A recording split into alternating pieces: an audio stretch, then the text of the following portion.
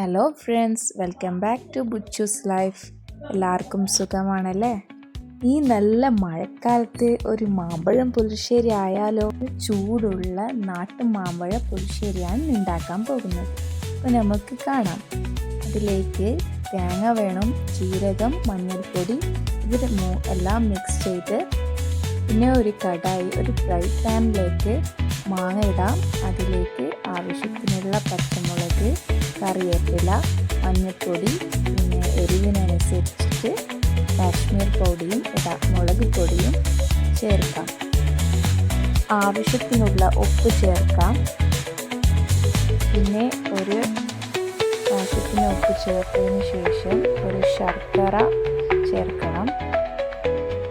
എന്നിട്ട് വെള്ളം ചേർക്കണം. ഞാനിപ്പോൾ 1 ഗ്ലാസ് വെള്ളമാണ് ചേർത്തിരിക്കുന്നത്.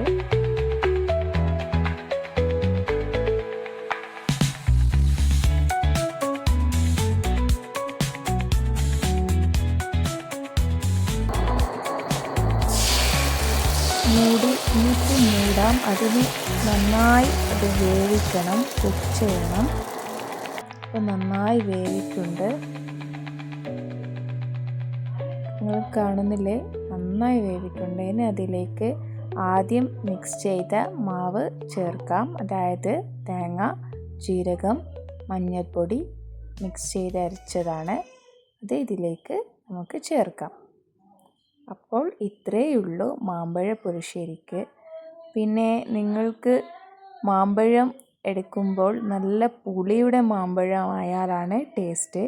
പിന്നെ ഇതിലേക്ക് വേണമെങ്കിൽ തൈര് ചേർക്കാം. നല്ല പുളിയുള്ള തൈര് ചേർക്കാം. കാരണം നല്ല മാമ്പഴം, പൗത്ത മാമ്പഴം, പുളിയില്ലാത്ത മാമ്പഴമാണെങ്കിൽ തൈര് ചേർത്താൽ നന്നായി ടേസ്റ്റ് വരും.